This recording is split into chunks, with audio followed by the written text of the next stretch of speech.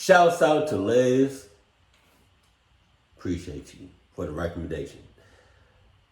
Before we get started, I was in a car accident and I sprained my wrist. It hurts really bad.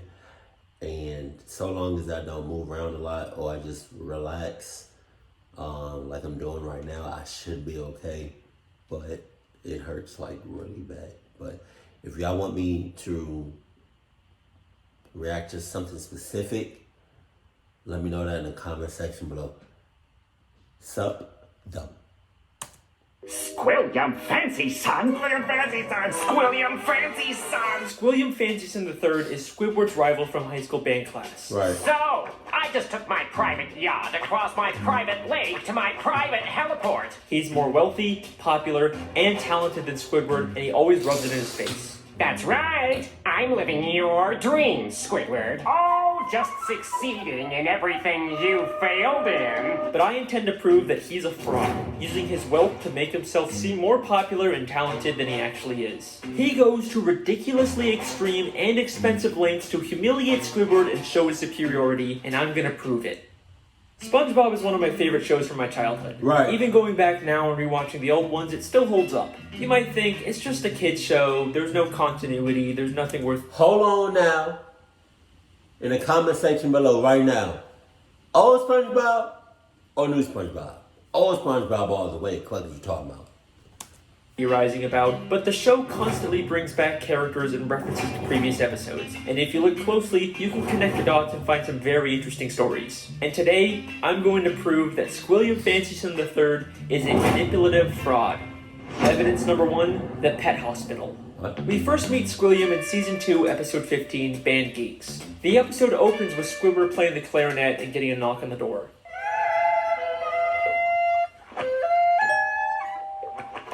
Yeah, we're with the pet hospital down the street, and I understand you have a dying animal on the premises.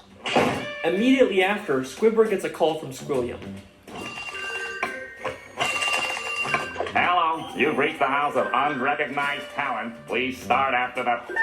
Sounds as though you've got a dying animal to attend to. Hey, old chum. I believe that not only was Squilliam spying on Squidward to know when he was playing his clarinet, but he also hired the doctor to come and embarrass Squidward. Yeah, we're with the pet hospital down the street. Pet hospital down the street. We have never seen a pet hospital in Bikini Bottom. We've only ever seen just the regular Bikini Bottom hospital. We've seen this purple doctorfish before, but once again, he's never worked at a pet hospital. We've only ever seen him at the regular general hospital. Well, Mr. Squarepants, it seems you have the suds. Are you ready for your treatment? Then there's this green fish behind him, and we've only ever seen him as one of the many identical paramedics that work at the Bikini Bottom Hospital. We even see him at the end of the episode to take Squilliam away after fainting. So it is very likely that... Hey, hold on.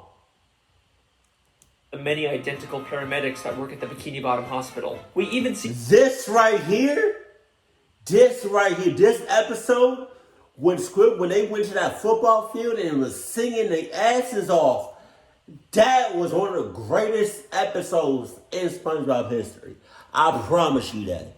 Debate me on that. We can talk about it in the comment section. at the end of the episode to take Squilliam away after fainting. So it is very likely that Squilliam hired these two and told them to pretend like they're from a pet hospital just to humiliate Squidward. But this is just the start of Squilliam's elaborate lies. Evidence number 2, the Bubble Bowl.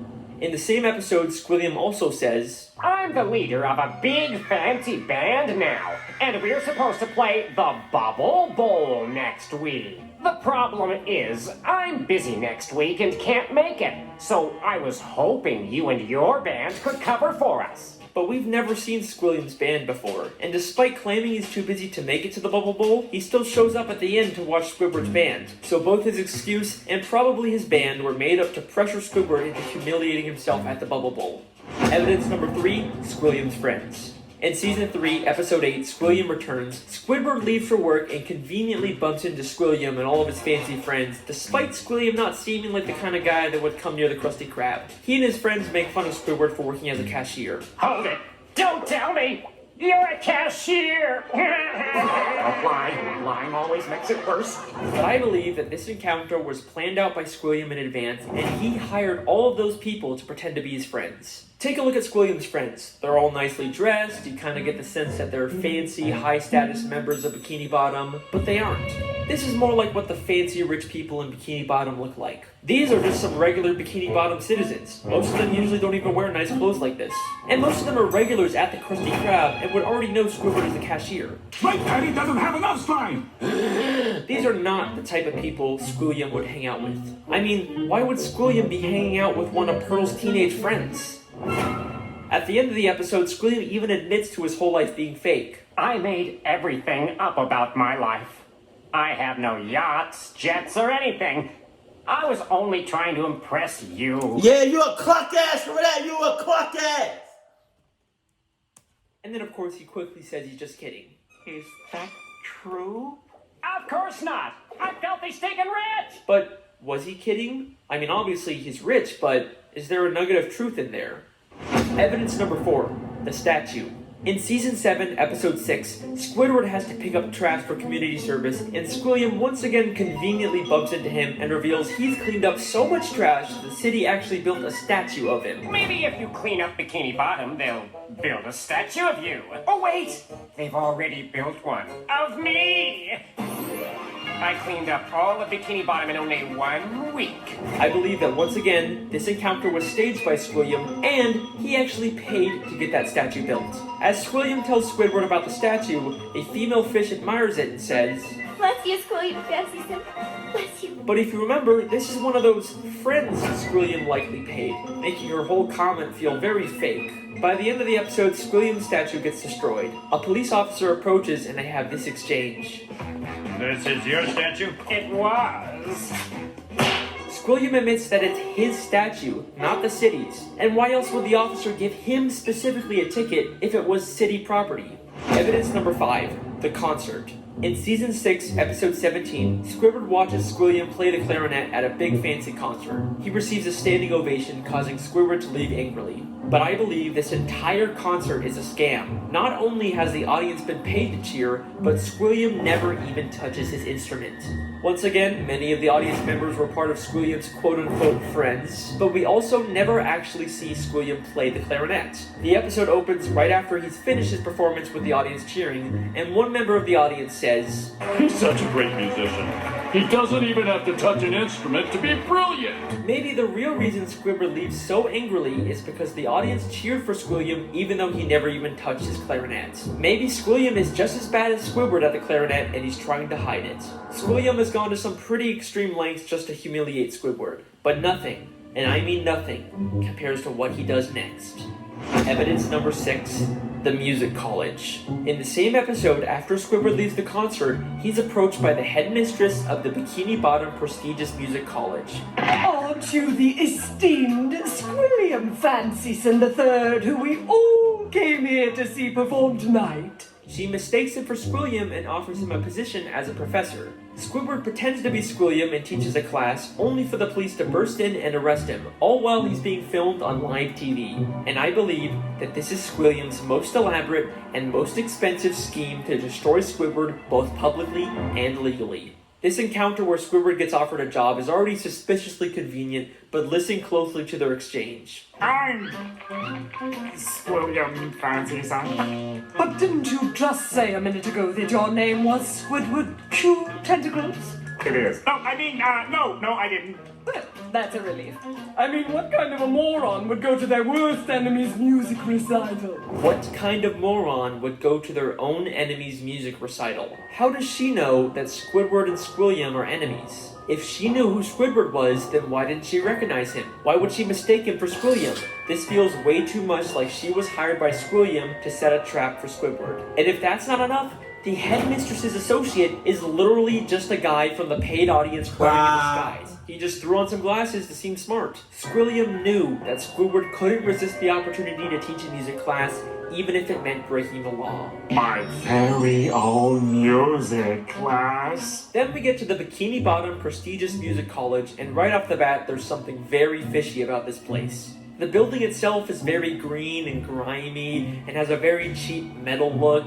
Nothing about this says prestigious, except for the big sign on top, which feels like the only new thing about this building. I think there is a very good chance that Squilliam just bought some old warehouse, then stuck a sign and some paint on it to disguise it as a college. I mean, look at these other schools in Bikini Bottom. They all have a very nice structure and a paint job, but this prestigious music college looks like a dumpster. Going into the classroom, not only does it have another one of Squilliams' friends, but if this is such a prestigious college, how did SpongeBob and Patrick get in here? Would you two numbskulls mind telling me what you're doing in music class anyway?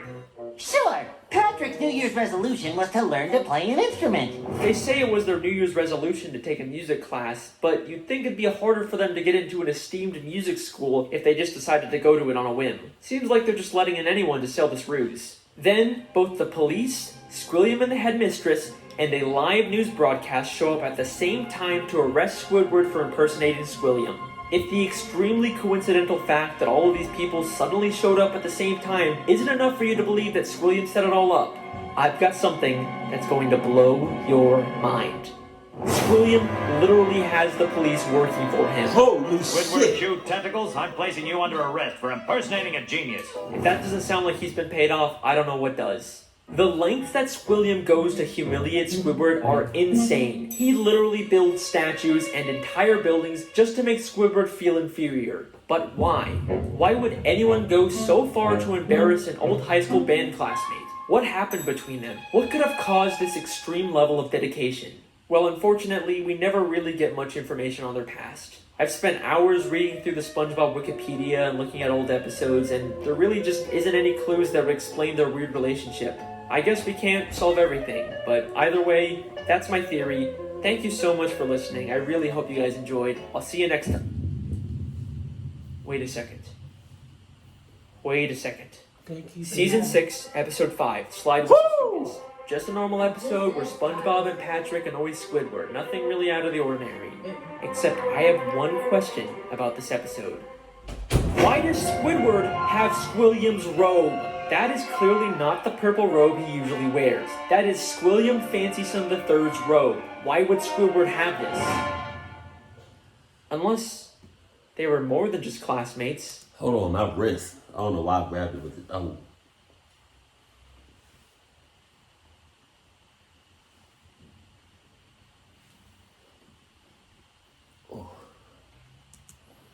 Could they have once been dating? Oh, no! Wait, that's not possible. There's no evidence to support that.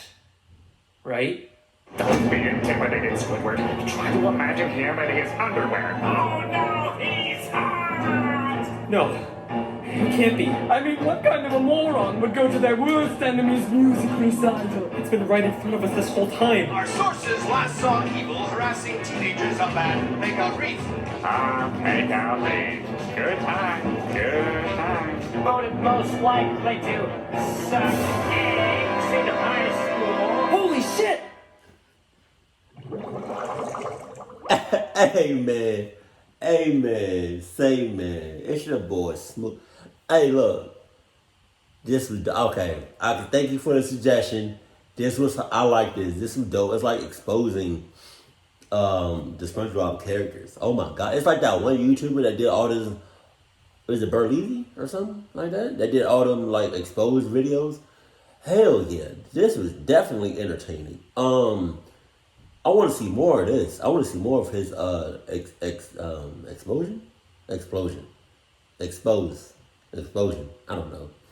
I want to see more of his exposed videos on SpongeBob, and I don't know if he did any other like shows from back in the day, but I would definitely like to see those. But I will only do those if y'all want me to react to more of these exposed videos from him. But he does make it convincing. Keep it cool, keep it classy, and I love you. Stay happy, my family.